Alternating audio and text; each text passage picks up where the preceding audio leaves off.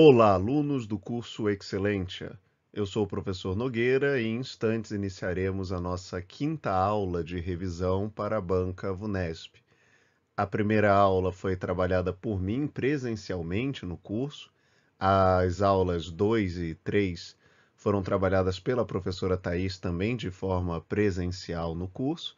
E agora estamos com a quarta aula no formato digital online, já disponibilizado para vocês pela professora Thais. E finalmente adentraremos a quinta aula sobre reforma trabalhista.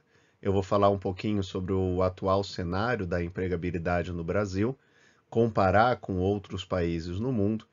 Vou comentar a questão da terceirização, que é tão ou mais importante, ou talvez o principal fator da reforma trabalhista, e também explicarei um pouco como é que são realizadas alterações legislativas dessa natureza. Vamos iniciar analisando o histórico da taxa de desemprego no Brasil. Se a gente observar, em 2004, tínhamos cerca de 13% da mão de obra economicamente ativa desempregada, um número considerado elevado. Em 2014, 10 anos depois, nós conseguimos baixar para 4,8% essa taxa, que é considerado um número baixo mesmo para países da Europa, ou mesmo Estados Unidos ou Canadá. 4,8 é uma taxa bastante interessante. Menos do que isso, nós também teríamos problemas, né? Se imagina que quanto menor essa taxa de desemprego, melhor para o país. E não é bem assim. Uma taxa de desemprego que beirasse o 0, 1%, indicaria uma falta de mão de obra, porque é absolutamente natural que as pessoas migrem de um emprego para o outro e que fiquem um pequeno período desempregadas. Então, se essa taxa é 0, indica que existe uma demanda muito grande por mão de obra que não está sendo atendida. De tal sorte que 4,8% é uma taxa considerada muito boa, né? Próximo ao que seria excelente. E essa taxa foi observada em virtude dos anos de crescimento econômico que nós vivenciamos, da estabilização monetária com o Plano Real, etc, etc. Todo esse processo fez com que, visivelmente, né, nesse gráfico que eu estou apresentando para vocês, a taxa demonstrasse uma queda expressiva e contínua. Em contraposição, a partir já desse período aqui, né, 2015, nós observamos um crescimento bastante grande da nossa taxa de desemprego, que passou de 2014, como eu havia mencionado, de 4,8%, que é uma taxa considerada boa ou excelente, para 13% em 2017, que é considerada uma taxa preocupante, uma taxa que não é a mais adequada para o desenvolvimento econômico. Retomando um patamar da época em que não havia estabilidade econômica e financeira no país, a inflação era muito alta, uma época pré-Plano Real. Então, em pouco tempo, né, de 2014 até 2017, nós retrocedemos aí praticamente 10 anos em termos de desenvolvimento econômico, pelo menos por base ou com base nesse indicador. E do mesmo jeito que a taxa diminuiu muito de 2004 até 2014 em virtude do crescimento econômico, foi a crise econômica que afetou o país a partir aí de 2015 que gerou também esse crescimento acelerado da taxa de desemprego. Percebam que para diminuir a taxa de desemprego a gente leva muito tempo, é absolutamente natural isso, é um processo bastante lento, e para aumentar é muito rápido. Então, a curva que a gente tem é uma curva muito mais acentuada de aumento que de diminuição. Tá? De tal sorte que a gente demora aí cerca de 10 anos para alcançar esse patamar, mas em 2 anos nós temos o suficiente aí para retomar ou para perder em termos de taxa de desemprego esses 10 anos de desenvolvimento.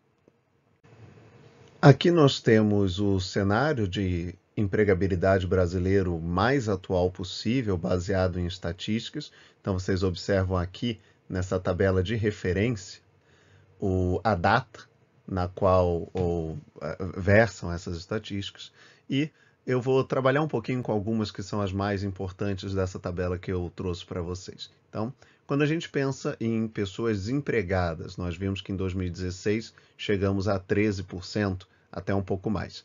Atualmente, essa taxa, como vocês podem observar, é de 12,2%.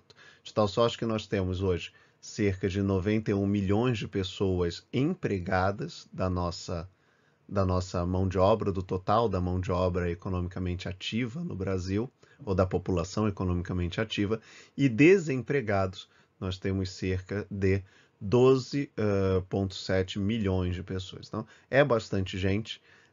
A taxa ainda é considerada elevada, está um pouco melhor do que já esteve, a gente chegou a 14% no pior período, então está um pouco melhor do que já esteve, mas ainda é considerada uma taxa elevada, e isso ocorre, como eu expliquei, em virtude da crise econômica e da maior dificuldade em se reduzir. Como eu disse, aumentar a taxa de desemprego acontece de maneira muito rápida, é muito fácil aumentar a taxa de desempregados num país, ainda mais passando por uma crise econômica. Agora, reduzir essa taxa é um processo muito mais lento, muito mais trabalhoso, e agora parece que nós estamos, né, não é uma curva tão clara, mas, ao que tudo indica, nós começamos o processo de redução dessa taxa de desemprego. Se nós levarmos em consideração os últimos 10 anos, a gente vai observar que o mais alto, né, o pico da nossa taxa de desemprego nesse período foi de 13,7%. Então, como eu disse, quase 14% da população economicamente ativa desempregada. E o nível mais baixo nos últimos 10 anos de 6,2%. Né? Então, uma taxa considerada até boa, mas ainda inferior àquela que a gente observou de 4%.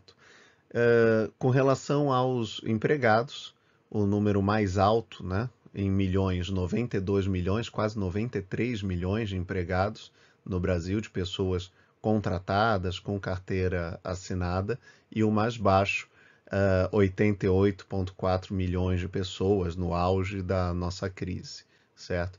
E desempregados, 14,18 milhões, foi o teto, o nível mais alto que a gente chegou, frente ao nível mais baixo, 6,5 milhões de pessoas. É interessante perceber, importante perceber que a questão do emprego é uma questão que reflete na sociedade como um todo, porque você imagine 14 milhões de pessoas desempregadas, são 14 milhões de pessoas com uma renda menor do que tinham ou do que poderiam ter.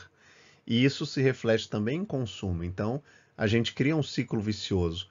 Quanto menos se produz e se vende, menor a necessidade de mão de obra. Quanto menor a necessidade de mão de obra, maior o desemprego. Quanto maior o desemprego, menos renda. E isso alimenta o ciclo. Quanto menos renda, menos se consome. Então, essa taxa de desemprego é uma das principais taxas para que a gente consiga perceber se o país está em uma rota de crescimento ou numa rota de queda da sua atividade econômica. Evidentemente, as pessoas têm que sobreviver, não é? Então, a pessoa fica desempregada e ela vai ter que obter esses valores, esses recursos para manter o seu nível mínimo de consumo vigente, não é? Então, quando a gente tem uma alta taxa de desemprego, nós observamos reflexos em várias outras áreas. Uma delas é a própria área da criminalidade, porque quanto maior a taxa de desemprego, nós observamos uma pressão maior também com relação aos crimes, sobretudo com relação aos crimes contra o patrimônio. Então, o índice de roubos, o índice de furtos tende a aumentar quanto maior é a taxa de desemprego, porque é uma forma ilícita, mas é uma forma de manter um nível de consumo mínimo, você furtar ou roubar. E um outro ponto que é bastante afetado por uma alta taxa de desemprego é a questão da informalidade. Então a pessoa acaba não tendo um emprego registrado, ela não goza das garantias, mas ela precisa se submeter a subempregos, a empregos sem regulamentação, porque afinal de contas ela precisa sobreviver. Então, o aspecto talvez mais cruel do aumento da taxa de desempregados é a informalidade, porque a informalidade, de maneira geral, é sinônimo de precariedade. E por que é sinônimo de precariedade? Como eu já expliquei, a pessoa precisa manter o nível mínimo de consumo e ela fatalmente vai se submeter às condições que apresentarem para ela, condições que, se houvesse uma maior oportunidade de emprego, ela não se submeteria. Então, se aparecer um trabalho que ela tem que fazer por 20 horas no dia, que vai ganhar R$ 4 a hora, e ela está precisando disso para manter um nível mínimo de consumo, ela obviamente vai se submeter e a fiscalização com relação a isso vai ser muito mais complicada e, e além dessa, né, complicação extra com relação à fiscalização, a própria parte, a própria pessoa, não vai desejar o auxílio do Estado, porque o auxílio do Estado significaria que ela perderia esse pouco que ela tem. Então ela prefere ser explorada, evidentemente manter um nível mínimo de consumo necessário à sua sobrevivência,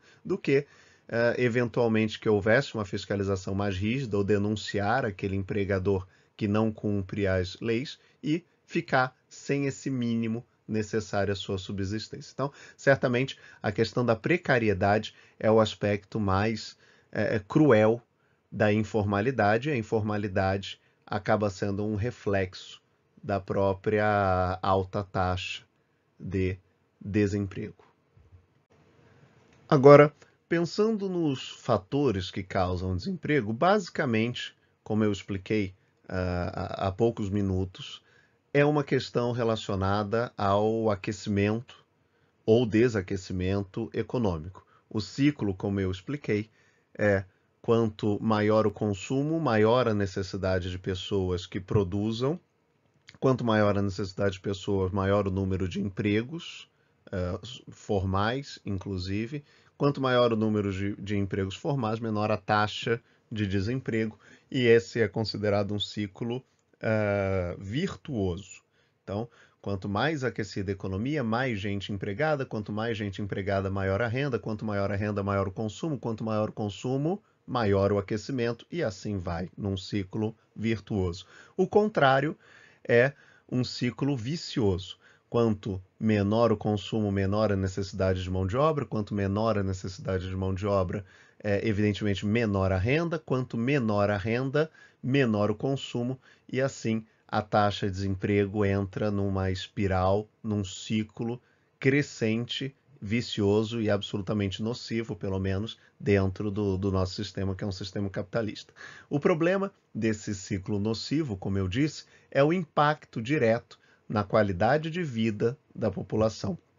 Então, quer goste ou não, o sistema é capitalista e a população tem necessidades de consumo, necessidades gerais de consumo, que ela só pode observar por meio dessa venda, né, da sua mão de obra.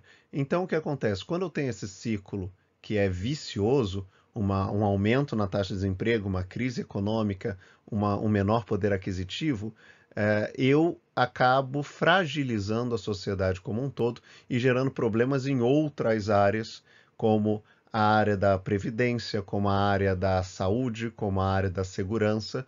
E eu tenho que lembrar também que eu diminuo o recolhimento de impostos. Então, com menos impostos, todas as áreas são afetadas. Ainda que eu não tivesse um crescimento no problema, a mera diminuição no recolhimento de impostos geraria um impacto em todas as demais áreas. Então, como eu disse, a questão do desemprego é uma questão central para a estabilidade de qualquer sociedade. As revoluções ocorrem quando a qualidade de vida da população encontra um patamar tão nocivo, tão negativo, tão baixo, que se torna viável um modelo de revolução, se torna viável arriscar a própria vida para alterar a ordem vigente. Então, isso acontece normalmente quando a taxa de desemprego ultrapassa os 35%.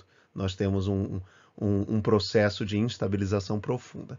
Como a nossa está em 12%, esse processo não deve ser vivenciado, a menos, é claro, que aconteça alguma catástrofe, algum desastre nos rumos econômicos. De toda sorte, 12%, como eu disse, ainda é uma taxa alta e ainda indica um processo negativo para a economia. Agora nós trabalharemos com, na verdade, os tipos de desemprego, certo? A classificação do desemprego. Como eu comentei há pouco tempo, existe uma taxa de desemprego que é considerada absolutamente natural, que é justamente aquela janela entre um emprego e o outro emprego.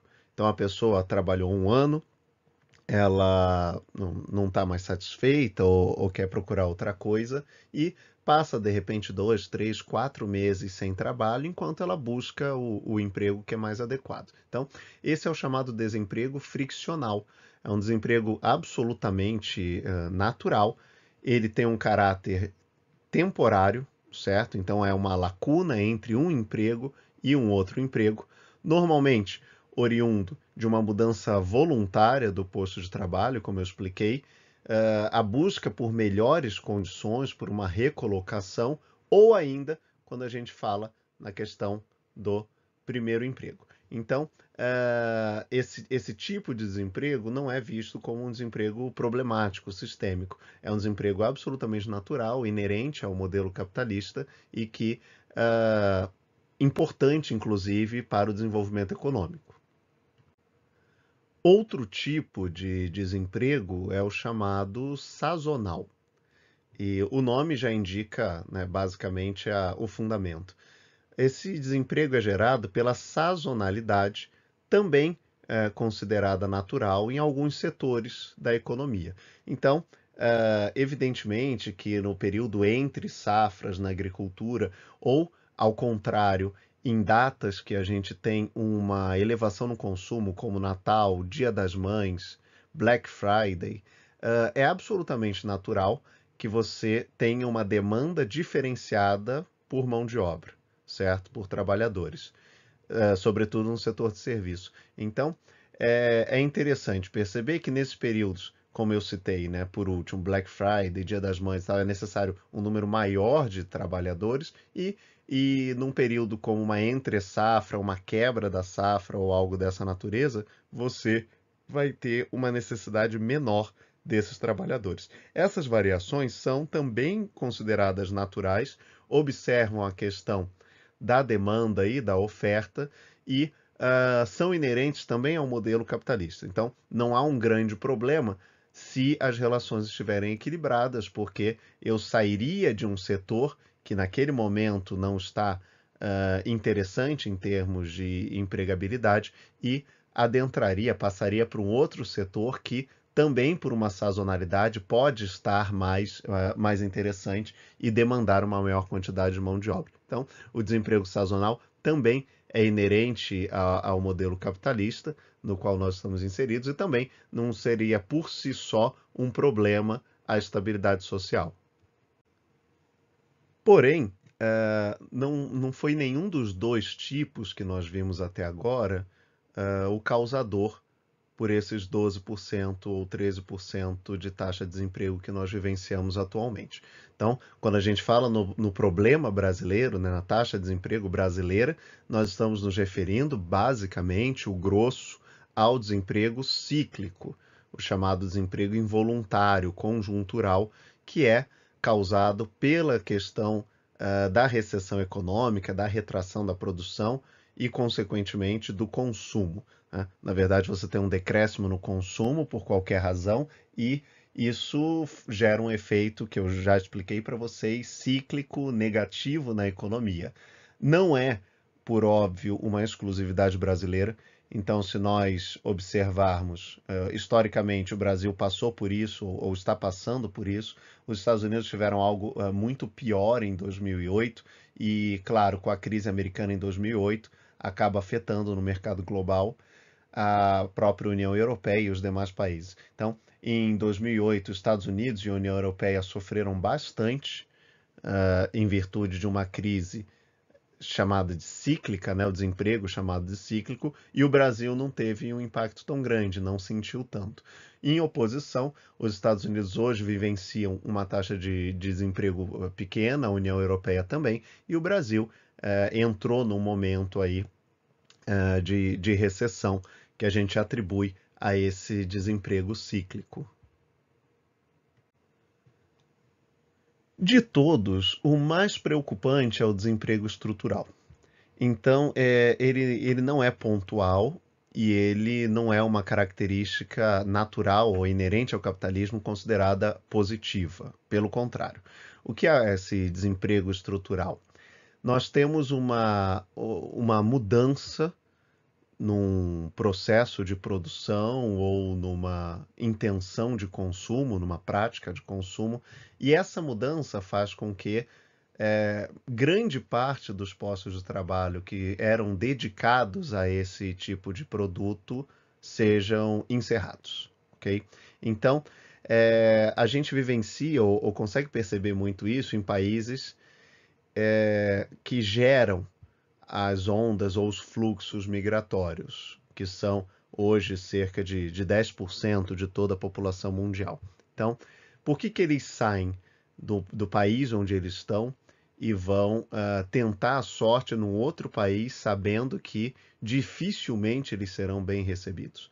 Essa é talvez a única certeza do imigrante. Ele está abandonando tudo que ele tem, tudo que ele conhece, toda a sua cultura, e está engendrando aí uma verdadeira aventura. O que levaria um ser humano a fazer isso? Não é só esse espírito aventureiro, né? De conhecer novas culturas. É a necessidade de consumir o mínimo necessário, pelo menos, à sua subsistência. Então, essas ondas, esses fluxos migratórios, de maneira geral, são reflexo de um desemprego estrutural. E os avanços tecnológicos tendem a ampliar muito esse problema. Então, vocês imaginem que com a inteligência artificial, em 10 anos nós não teremos mais atendentes de telemarketing. Nós não teremos mais uma série de profissionais da própria TI, porque muitos dos problemas serão resolvidos pela própria inteligência artificial. Só para citar alguns exemplos, com a automação da coleta de lixo, nós não teremos mais a figura da pessoa que pega o saco de lixo, joga dentro do caminhão. Nós teremos, se tanto, o motorista. Com a questão da automação dos carros, nós não teremos mais os motoristas de táxi, ou mesmo a própria produção de carros deve ser tremendamente impactada quando nós concluirmos o processo de automação, porque eu não tenho necessidade de ter um carro, você outro e o seu vizinho um outro. Nós vamos compartilhar o mesmo carro por meio de aplicativos. Então, imaginem quantas vagas esses avanços tecnológicos não vão retirar. Esse seria um caso, isso geraria o desemprego chamado estrutural. Então, não são vagas que serão repostas. Não é que ficou ruim e a gente está com uma demanda menor por táxi, mas ano que vem, com a melhora da economia, essa demanda vai crescer novamente. Não é isso que vai acontecer, certo? Essa demanda nunca vai voltar. Eu nunca mais vou precisar de um profissional dessa área. Eu vou precisar de profissionais de outras áreas, mas sempre em menor quantidade. Então, esse é um desemprego estrutural que tem gerado, claro, é um dos motivos, né? Claro que as guerras também geram fluxo migratório, mas esse desemprego estrutural tem gerado um fluxo grande e também é a justificativa de países restritivos, como os Estados Unidos, né, de governantes radicais, como o próprio Trump, para impedir a entrada de imigrantes. Se você observar a taxa de desemprego dos Estados Unidos hoje, ela é muito baixa. Seria interessante que eles flexibilizassem as regras de imigração? Porque eles já estão precisando de uma mão de obra menos qualificada para alguns setores. E por que está esse show ou essa guerra toda de constrói ou não constrói muro, de proíbe ou não proíbe a entrada desse ou daquele país?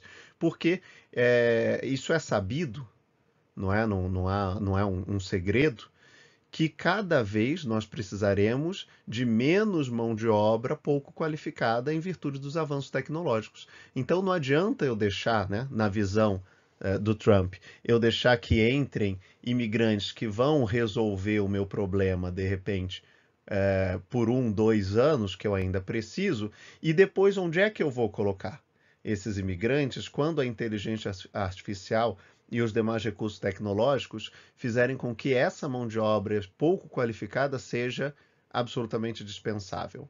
Então, eu estaria criando um problema e é por isso que há essa sequência de restrições, e ela é relativamente global. Na Europa também você vivencia um processo de restrição à imigração. Então, essa preocupação, porque é sabido que esse problema tende a piorar e muito. Não há nenhuma perspectiva de melhora. Pelo contrário, cada vez mais nós precisaremos de menos mão de obra, sobretudo de menos mão de obra qualificada.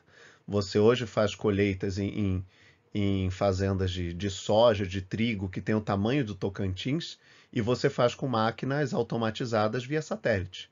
Então, imaginem quantos milhares de pessoas eram necessárias para fazer esse tipo de colheita e hoje não são mais necessárias. E uma mão de obra característica da baixa e da precariedade das condições e da baixa qualificação. Então, há uma resistência global em se aceitar esses imigrantes, uma vez que é sabido que cada vez menos teremos vagas de emprego, sobretudo de empregos de baixa qualificação.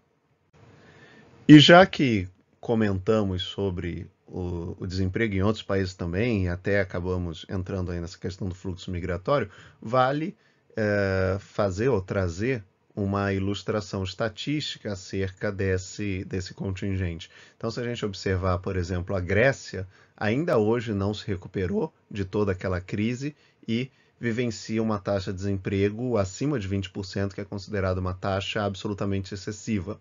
A Espanha também, com 17,22%, a Espanha que chegou a ter quase 35% de desempregados numa das piores crises de um país europeu das últimas décadas, certo? Em contraposição, nós temos uma Alemanha com uma taxa de 3%, né? Um Reino Unido com uma taxa de 4,5%, a própria Rússia com uma taxa de 5%. Então, países aí que estão numa situação mais confortável do que o Brasil.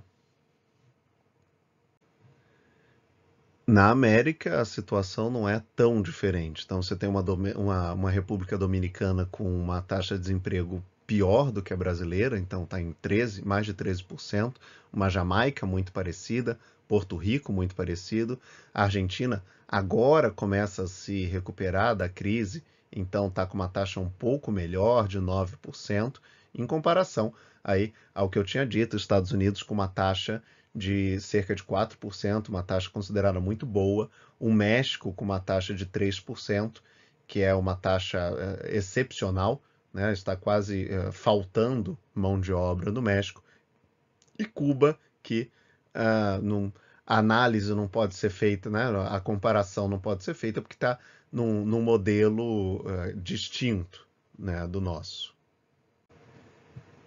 Encerradas as questões acerca do panorama atual, acho que a gente conseguiu enriquecer bastante os argumentos, né, o trato temático por meio dessas estatísticas.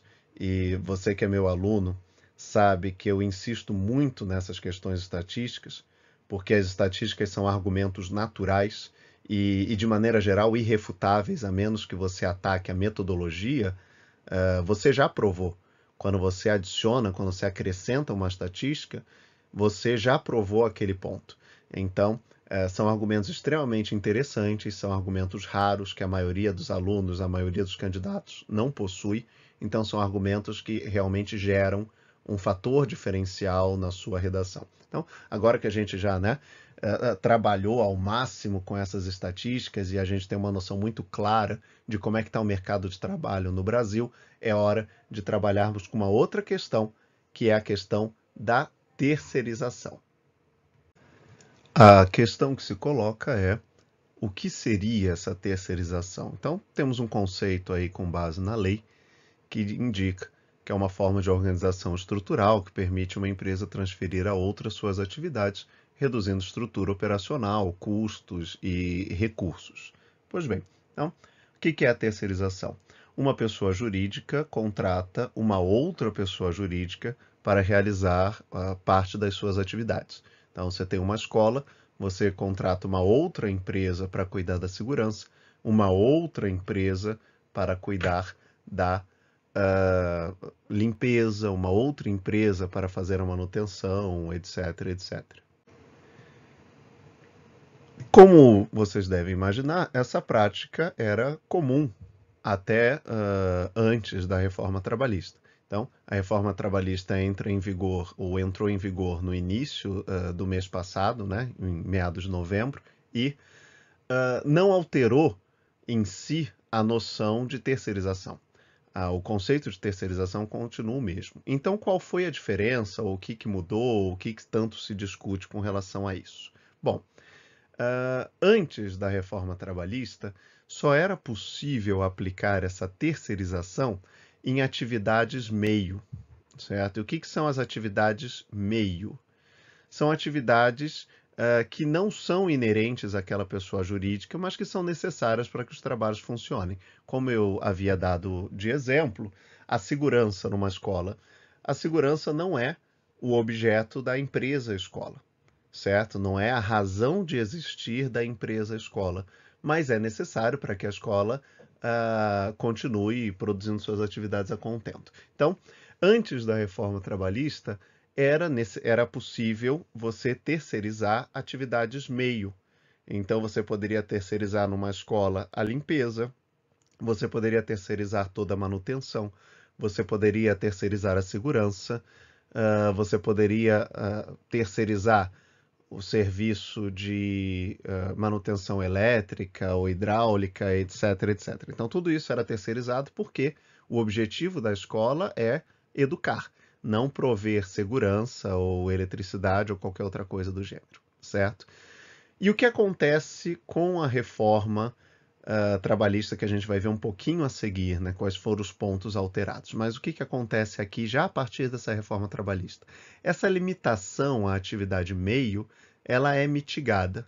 Então, o artigo 4º da lei específica dizia que você não poderia contratar um profissional temporário, ou, né, leia-se aí, terceirizar, para uma atividade que é a finalidade da sua instituição. Então, por exemplo, eu não poderia contratar uma empresa de professores para a minha escola. Eu teria que contratar eu mesmo o professor e registrar eu mesmo o professor. Pois bem, após a reforma trabalhista, o entendimento é que não existe mais essa limitação. Então, já seria possível, em alguns casos, contratar a empresa, contratar um terceiro, mesmo para a sua atividade fim. E isso vai ficar mais claro quando eu estiver trabalhando especificamente essa questão na reforma trabalhista. O artigo 4A, e percebam que a redação do artigo 4A foi dada pela Lei número 13.467 de 2017, leia-se, a lei que instituiu a reforma trabalhista, ok? Alterou também esse artigo 4º-A, que passa a funcionar, a vigorar com a seguinte redação: considera-se prestação de serviço a terceiros a transferência feita pela contratante da execução de quaisquer de suas atividades, inclusive sua atividade principal. Então, quer dizer, foi feito para isso, né? A alteração é muito clara, o grifo é nosso. Antigamente você tinha a vedação, você não podia contratar um prestador de serviços para realizar uma atividade que é a sua principal, que é o que nós chamamos de atividade fim, e agora você já pode.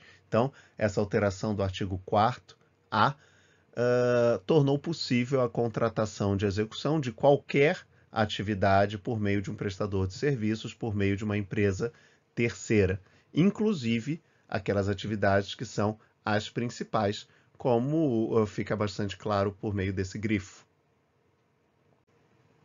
Mas quais seriam os problemas dessa terceirização? Não é? Qual é o ponto? Por que que é negativo, ou por que seria negativo, ou por que gerou tanto debate a questão de liberar a terceirização de atividades fim, uma vez que as atividades meio, há muito, podem ser, desde a década de 70, já podem ser terceirizadas. Então, qual é o problema de se terceirizar uma atividade fim? O que os sindicatos temem, os trabalhadores de algumas categorias temem? A questão é a seguinte: como posto no conceito, de maneira geral, a terceirização serve para simplificar um processo e reduzir custos. Ok? Então, eu contrato uma empresa terceirizada para realizar a limpeza do meu curso, da minha escola, da minha empresa. Por quê? Porque, primeiro, se esse funcionário dessa empresa terceira tiver algum problema na justiça, né, ajuizar uma reclamação ou realizar uma reclamação trabalhista, não sou eu a empresa que vai pagar. É a empresa que eu contratei e a qual ele se vincula, certo? Então esse é o primeiro ponto. Quando eu penso em terceirização, eu não penso que o funcionário não tem direito nenhum.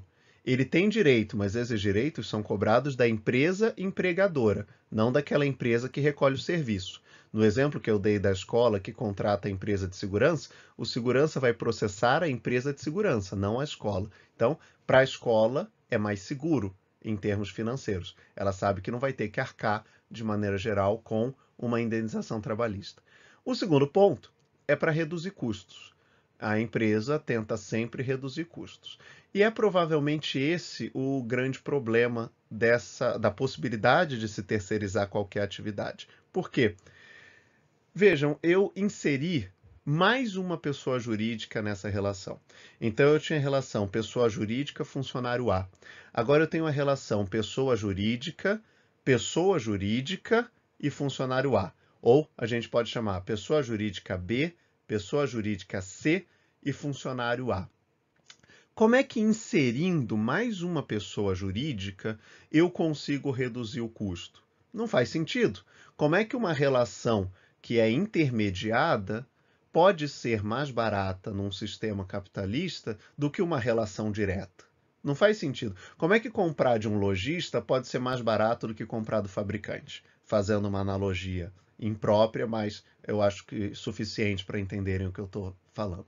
De maneira geral, não pode, a não ser que eu diminua significativamente os gastos com esse funcionário. E diminuir significa não oferecer plano de saúde ou oferecer um plano de saúde de uma qualidade muito inferior, gerar horas extras. Então eu pago as horas extras e contrato uma quantidade menor de trabalhadores.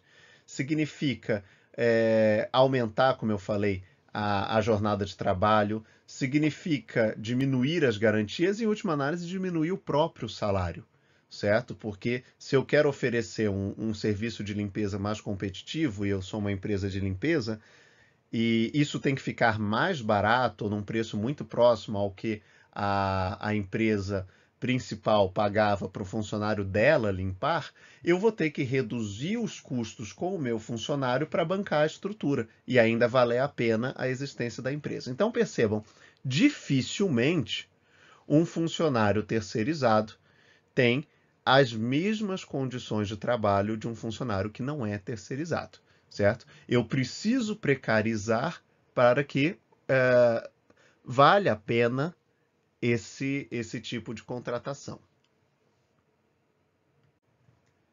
Mas, como eu disse, esse funcionário terceirizado continua com os mesmos direitos e garantias legais, certo? Então, ele continua tendo o 13º, as férias. O que vai acontecer é um aumento na carga de trabalho dele por meio do pagamento de horas extras, mas ele tem direito a essas horas extras e muitas vezes a precarização das condições de trabalho, ok? Mas ele é protegido pela mesma legislação. Só que não vai ser a empresa contratante que vai arcar com uma indenização judicial. Vai ser a contratante que eu digo do serviço, vai ser a empresa que o contratou. Então, no exemplo que eu dei, a escola contrata uma empresa de limpeza e essa empresa de limpeza tem um funcionário que realiza a limpeza. A indenização para esse funcionário tem que ser paga não pela escola, mas pela empresa de limpeza. Mas ainda assim tem que ser paga. De tal sorte que eu posso afirmar que muito pior do que a, a própria terceirização, que pode trazer sim consequências negativas, mas ainda tem essas proteções que eu falei, é a figura da pejotização. O que é pejotização? Você contrata, no lugar de uma pessoa física, uma pessoa jurídica, ok? Então, ao invés de você contratar uma pessoa física que vai ser regida pelo direito do trabalho, pela CLT, que vai ter uma série de garantias, você contrata uma pessoa jurídica que não terá essas garantias. Essa pessoa jurídica tem um contrato e esse contrato é regido pelas leis civis, pelo Código Civil e não pelo direito do trabalho. Você vai falar, poxa, professor, mas e daí? Né? Porque eu vou contratar uma empresa e essa empresa vai contratar a pessoa física que terá todos os direitos. Não é bem assim, não é verdade? Não é bem assim. Por quê? Porque eu posso contratar uma pessoa para fazer o serviço, vamos imaginar até um professor. Esse professor abre uma empresa e ele se torna uma pessoa jurídica. Então, meu trato empresa-professor, ou seja, pessoa jurídica, pessoa física, passa a ser pessoa jurídica, pessoa jurídica. E essa relação pessoa jurídica, é tutelada pelo direito civil, não pelo direito do trabalho, e coloca as partes em pé de igualdade. E nós sabemos muito bem que grandes empresas não estão em pé de igualdade com os funcionários. Então, a prática da pejotização é o que há de mais grave, de mais drástico em toda a reforma trabalhista ou em todas as alterações legais. Pejotizar significa tirar praticamente todos os direitos que o funcionário teria. E aí eu estou me referindo a férias, a 13º, ao próprio auxílio do INSS se ele sofrer um acidente ou algo que o valha. Eu retiro tudo isso porque eu estou lidando com uma pessoa jurídica e não com uma pessoa física. E se a gente analisar o artigo 5º-C da mesma lei, diz o seguinte: não pode figurar como contratada, nos termos do artigo 4º-A desta lei, a pessoa jurídica cujos titulares ou sócios tenham, nos últimos 18 meses, prestado serviço ao contratante na qualidade de empregado.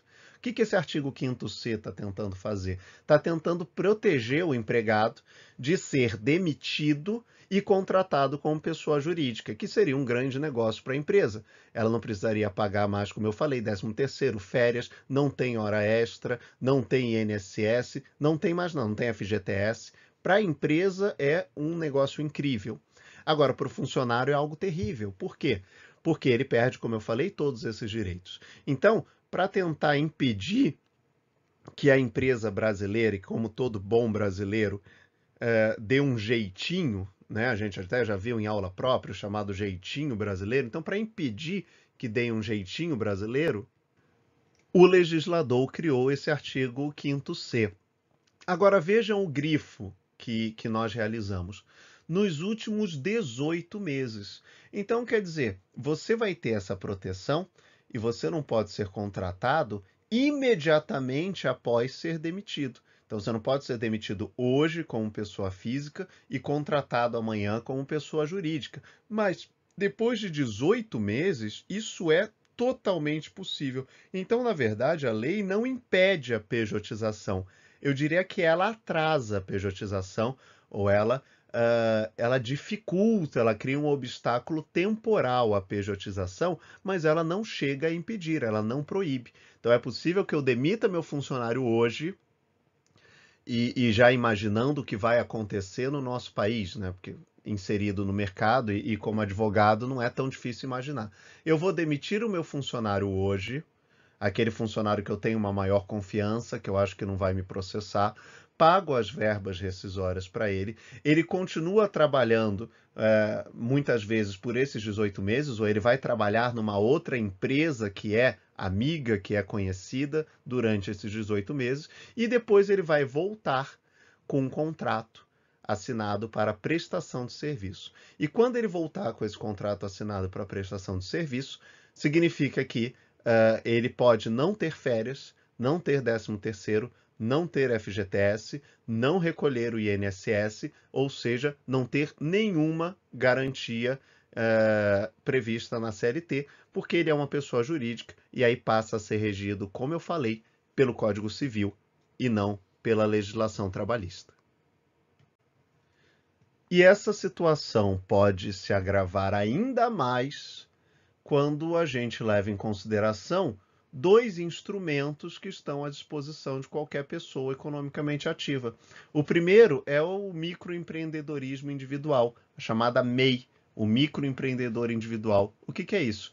É uma forma extremamente simplificada de uma pessoa ter um CNPJ, ou seja, de uma pessoa ser uma pessoa jurídica, diretamente vinculada à sua pessoa física. Então, você pode fazer pela internet, você se torna um MEI, um microempreendedor individual pela internet, pode ter ganhos aí anuais de cerca de 80 mil até 80 mil.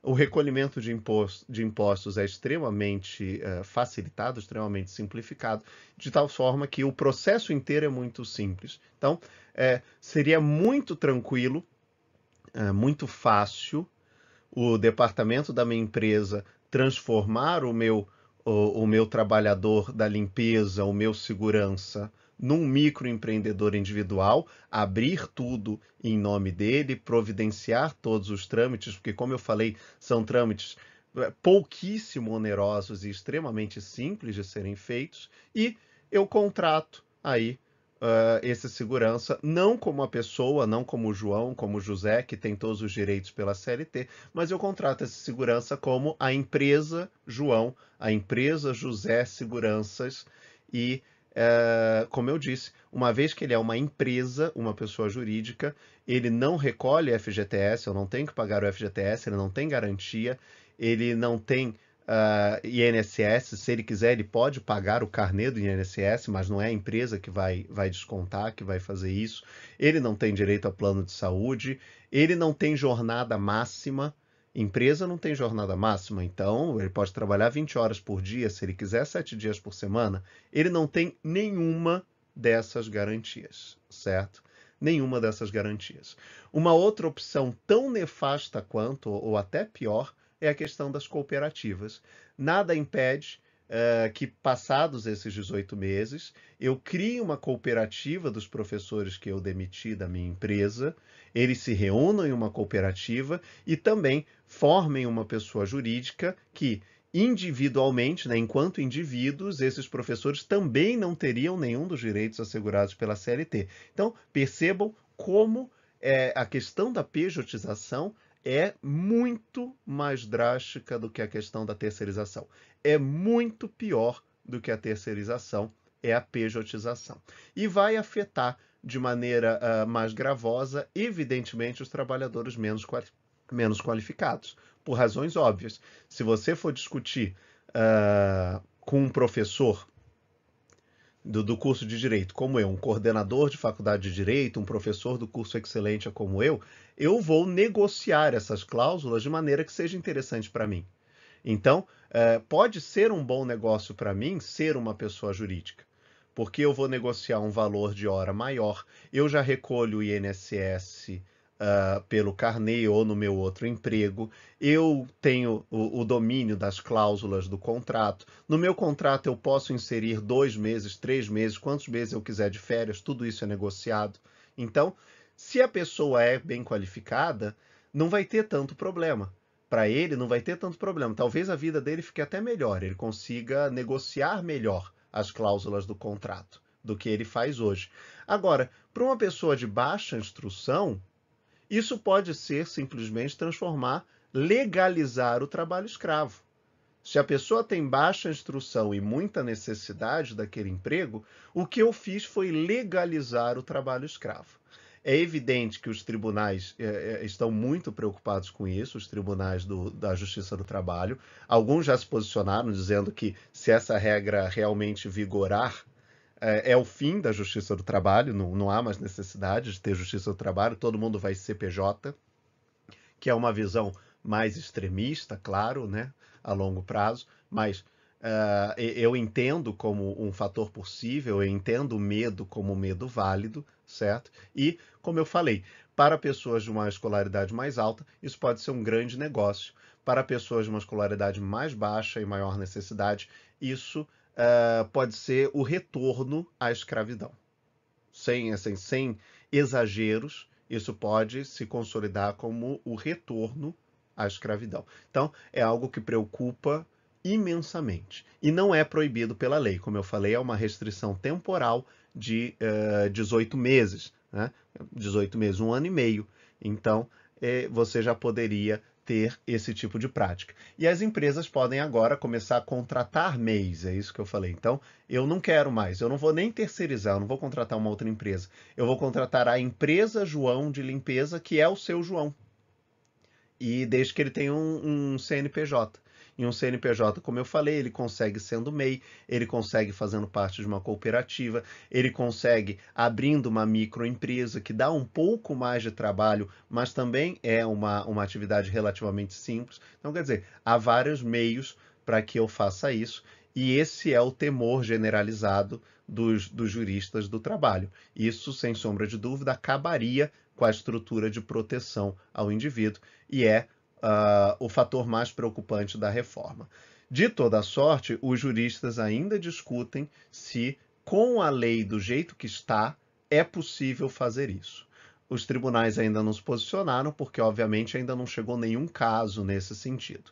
Já tivemos decisões no sentido de considerar a reforma inconstitucional. Então, considerar que toda reforma foi inconstitucional e não aplicar a reforma. Mas nós sabemos que isso chegará ao STF, e como o STF é um tribunal político e não técnico, existe uma probabilidade muito grande de que ele considere a reforma constitucional e válida, e aí os tribunais inferiores não poderão mais se opor a ela. Então, é uma questão de tempo até que ela seja validada, vamos chamar assim, pelo STF e para que nenhum juiz ou desembargador de tribunal inferior possa questioná-la. Isso posto, vamos agora trabalhar os outros, né, pontos polêmicos da reforma trabalhista. Então, primeiro é importante salientar que para que uma lei seja alterada ou revogada, é necessária a criação de uma outra lei. Então, a reforma trabalhista altera a CLT e não só a CLT, como a gente vai ver. E ela é, por si só, uma lei. Então, ela é a Lei 13.467, de 2017, que altera o quê? Primeiro, a CLT, como vocês podem imaginar, certo? Então, o primeiro ponto, CLT, que é o Decreto-Lei 5.452, de 1943. Também altera a Lei 6.019, de 3 de janeiro de 74, que versa sobre as questões relacionadas à terceirização. Além dela, altera também a Lei 8.036, de 1990, e a Lei 8.212, de 91, certo? Então, percebam que a reforma trabalhista não é uma reforma da CLT. Ela não altera um artigo, uma parte, um trecho da CLT. É uma reforma ampla que altera a CLT, que altera, que é o Decreto-Lei 5.452, que altera a Lei 6.019, a Lei 8.036 e a Lei 8.212. Então, é uma alteração bastante longa, bastante profunda da nossa legislação trabalhista. E ela pode ser resumida por esses tópicos que eu coloquei aqui no canto da sua tela, do lado direito da sua tela. Eu já expliquei a questão da terceirização e a questão da pejotização, e agora, que inclusive estão, na verdade, nessa lei 6.019, elas não estão na CLT, ok? Tanto a pejotização quanto a terceirização são previstas ou reguladas, né, melhor dizendo, pela Lei 6.019, que foi alterada na mesma reforma trabalhista. Então, não é uma alteração à CLT, é uma alteração à lei específica. E nós já trabalhamos essa alteração da 6.019. Agora, vamos dar ênfase à alteração na própria CLT. O primeiro ponto a ser destacado é a negociação, certo? Acordos coletivos vão prevalecer sobre a lei.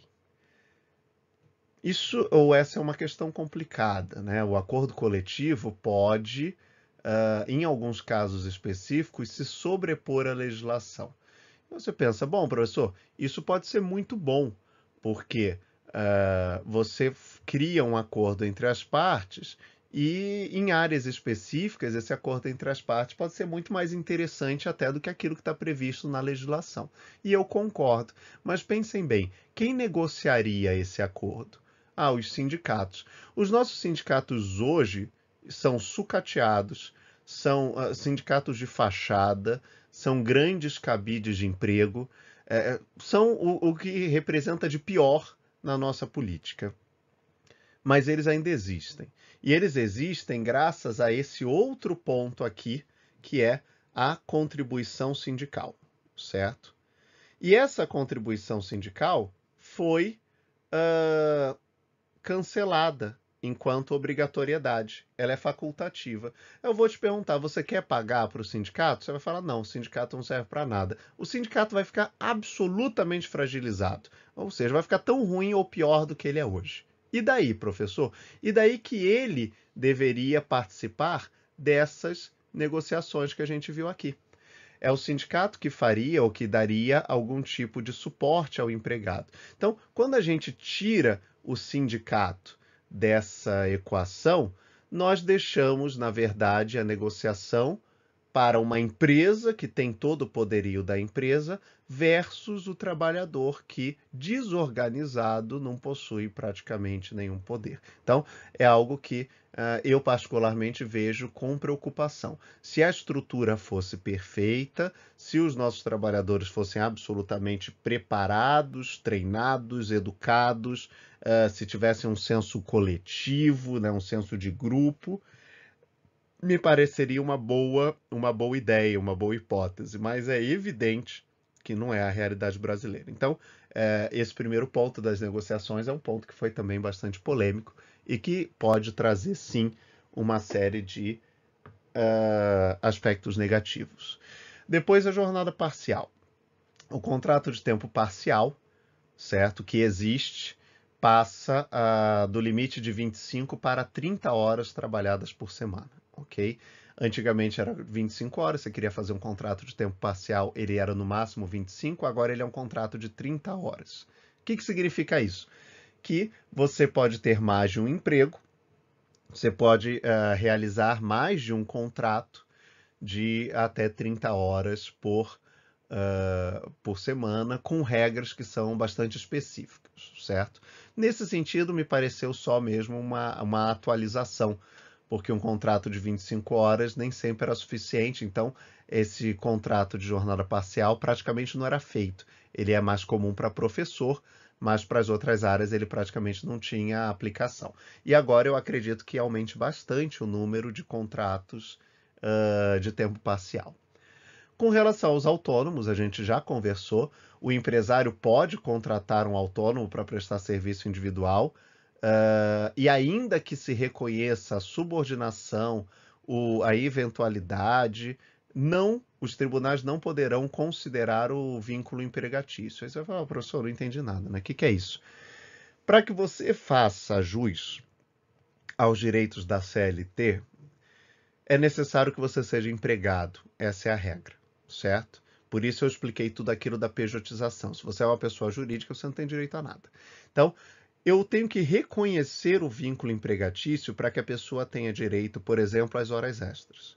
E o que está falando aqui com relação ao autônomo? Que eu posso contratar uma pessoa e ainda que haja subordinação, que é um dos requisitos, como eu ia dizendo, então, mesmo reconhecendo a subordinação, que é um dos requisitos para que a pessoa faça jus aos direitos do empregado, os tribunais não poderão conceder esses direitos, certo? Então, a lei expressamente diz que, ao contratar um autônomo, mesmo havendo a subordinação, essa característica do empregado, não haverá vínculo empregatício. Além disso, o banco de horas agora passa a ser negociado diretamente com a empresa e, o que é uma boa notícia para o empregado, se as horas não forem tiradas em 6 meses, que significa o quê? Se elas não forem usufruídas, se não forem tidas como horas de descanso dentro de 6 meses, elas têm que ser pagas, certo? Hoje, a lógica é que, se não for usufruída em 1 ano, ela teria que ser paga. Então, reduz o prazo para usufruir e mantém a obrigação de pagar caso não observe esse prazo. Um outro ponto são as férias parceladas. Isso, na verdade, já acontecia informalmente, mas agora foi regulamentado. Então, as férias podem ser parceladas em até 3 vezes, desde que nenhuma tenha um período inferior a 5 dias e pelo menos uma delas tenha um período superior ou pelo menos igual a 14 dias, porque entende-se que pelo menos um dos blocos tem que ser tirado de uma maneira mais contínua para possibilitar o descanso do empregado. Então, na verdade, essa alteração só regulamenta uma prática extraoficial, informal, que já acontecia no nosso país. Além disso, temos a questão da contribuição sindical, que, como já exposto, né, agora não será mais de desconto obrigatório. Então, você não vai trabalhar um dia no ano para pagar o sindicato. Agora ela se torna totalmente optativa, o que, como eu falei, por um lado, enfraquece a máfia dos sindicatos, não é? Enfraquece esse verdadeiro mercado que se tornaram os sindicatos. Por outro, enfraquece o próprio sindicato. Sem recursos financeiros, os sindicatos vão ficar também enfraquecidos e todas essas questões relacionadas à negociação vão, de alguma forma, também, em alguma medida, serão prejudicadas. E, por fim, o ponto mais chocante, talvez, da reforma trabalhista, ou um ponto que pouca gente entendeu, eu particularmente não entendi, porque não reflete num grande ganho, num ganho significativo para a empresa e nem para ninguém, é a possibilidade da gestante trabalhar em locais de baixa ou média insalubridade. O que é um ponto controverso, porque até então é proibido. Qualquer tipo de lugar insalubre, a partir do momento que a mulher se torna gestante, ela está proibida de trabalhar. Ah, então ela é mandada embora, professor? Não, ela continua recebendo o salário normalmente, mas ela tem que ser deslocada para uma área na qual não haja essa insalubridade, né? Então, vocês sabem que eu trabalhei muitos anos na FEBEM, atual Fundação Casa, é um local insalubre, e quando a professora ficava grávida, ou mesmo a funcionária da fundação ficava grávida, por óbvio, ela não poderia mais adentrar as unidades de internação, e aí normalmente ficava fazendo um trabalho administrativo externo. Então, vejo com preocupação, me parece que é um retrocesso em relação à preocupação com a saúde da gestante, com a saúde do feto, e que não vai trazer um ganho expressivo pro empregador, porque quantas mulheres trabalham em situações insalubres? Então, quer dizer, me pareceu aí um retrocesso nos direitos e garantias assegurados às mulheres gestantes e lactantes. E quais foram as justificativas para a implementação dessas mudanças? Bom, a primeira foi a obsolescência das leis trabalhistas, ou a dita obsolescência das leis trabalhistas, o que não é inteiramente verdade, porque várias leis alteraram a CLT, que já era um compêndio de leis, não é? Mas esse compêndio de leis, esse agrupamento que foi feito em 43, já havia sido alterado inúmeras vezes e em 88 foi bastante alterada pela Constituição Federal, mas mesmo depois disso também sofreu alterações. Então, não é que é uma lei de 1943 que está absolutamente defasada. Ela foi sendo alterada ao longo do tempo e alterada até recentemente. Então, realmente é algo discutível se havia ou não a necessidade de atualizar, de alterar, e se havia a necessidade de alterar todos esses pontos. O segundo ponto é a capacidade jurídica do trabalhador. Não é? Vocês viram que é colocado quase em igualdade com esses artifícios que eu mencionei, pejotização, a questão da aceitação do trabalhador autônomo, não como empregado, mas como autônomo, a relação entre uma pessoa jurídica e a própria pessoa física. Então, se coloca quase em pé de igualdade uma pessoa jurídica e uma pessoa física em condições específicas, e nós sabemos que isso não é verdade. Um, um caixa de banco não pode brigar com o jurídico do Itaú. É evidente que eles não estão em pé de igualdade ou em igualdade de condições para isso. Então, esse é um ponto também preocupante, também criticado na reforma. Além disso, tem a própria questão de garantir maior segurança jurídica às empresas. E por quê? Porque elas se diziam vulneráveis a uma interpretação mais ampla das leis trabalhistas dada pelos tribunais. Então, um tribunal do direito do trabalho trabalha com um princípio que é chamado de indúbio pro operário. Quer dizer, na dúvida, se a empresa não conseguir provar que ela fez, a gente fica com a palavra do operário. E isso gerava uma indústria também das indenizações trabalhistas, que era de conhecimento de todos. Então, agora, isso acaba sendo mitigado. Inclusive, nós já tivemos o primeiro caso de um trabalhador condenado por litigância de má-fé na Justiça do Trabalho, obrigado a pagar a sucumbência. O que é a sucumbência? Quando a parte perde, ela fica obrigada a pagar um percentual do valor da causa.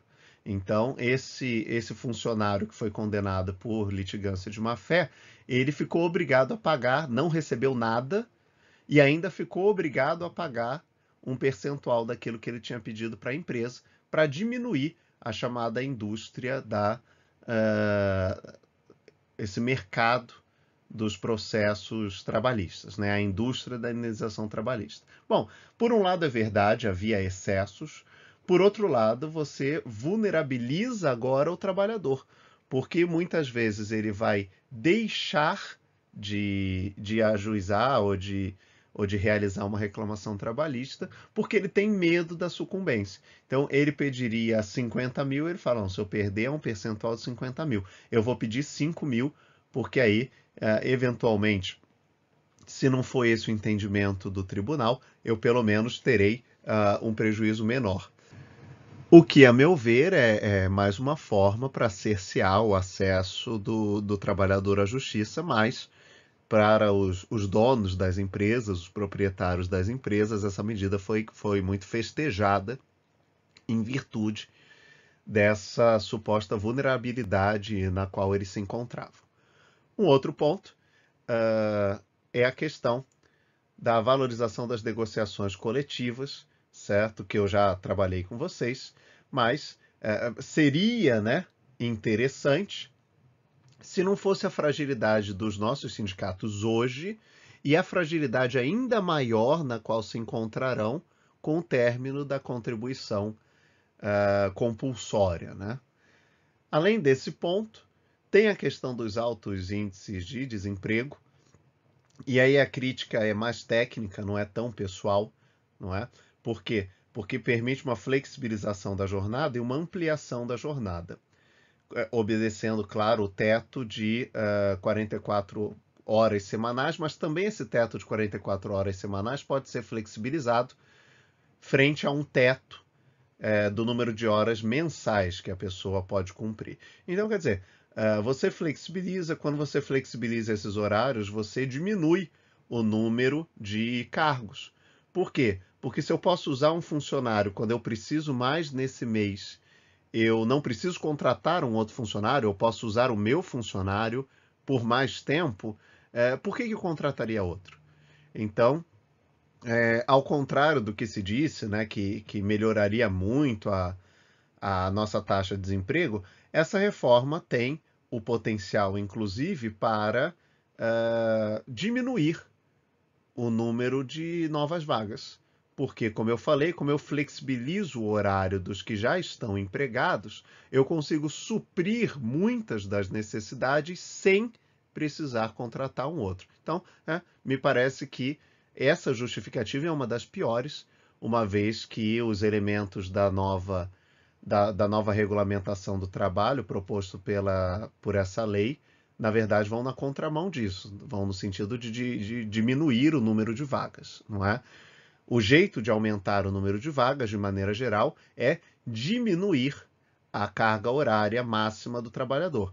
Então, se eu diminuo de 8 horas diárias para 4 horas diárias, eu crio a necessidade na empresa de contratar mais uma pessoa. E isso aumentaria o número de vagas. Agora, a partir do momento que eu flexibilizo, eu estou na contramão. Eu estou diminuindo a necessidade de a empresa contratar novos cargos, novas pessoas, novos funcionários.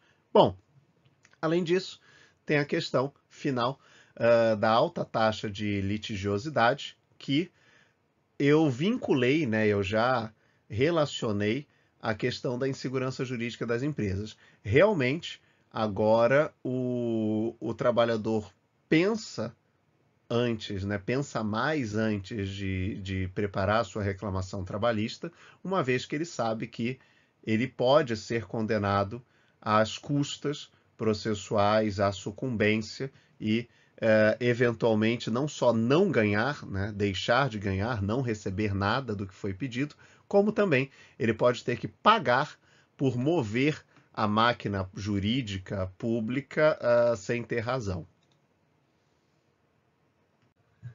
Pois bem, com isso nós esgotamos aí, né, a nossa temática, ou pelo menos esse recorte que nós optamos por fazer sobre essa temática. Esperamos que tenha sido útil para vocês toda essa discussão com relação à reforma trabalhista, o que muda, o que não muda, quais os efeitos, quais os impactos, que vocês tenham dados concretos para alimentar a argumentação necessária à avaliação da Banca Vunesp, que nós sabemos é de tema extremamente restritivo, né? Então temos poucas possibilidades de tratamento e desenvolvimento daquele tema, eles são muito restritivos com relação a isso, mas que nós podemos gerar uma individualização do nosso texto, nós podemos gerar uma diferenciação, uma marca de autoria por meio dos elementos de argumentação que nós escolhemos. Então, eu espero que tenha servido, que eu tenha contribuído, junto com a professora Thais, para que vocês consigam esse grau de individualização por meio de uma argumentação mais técnica, mais concreta, que demonstre efetivamente o conhecimento que vocês têm acerca do tema.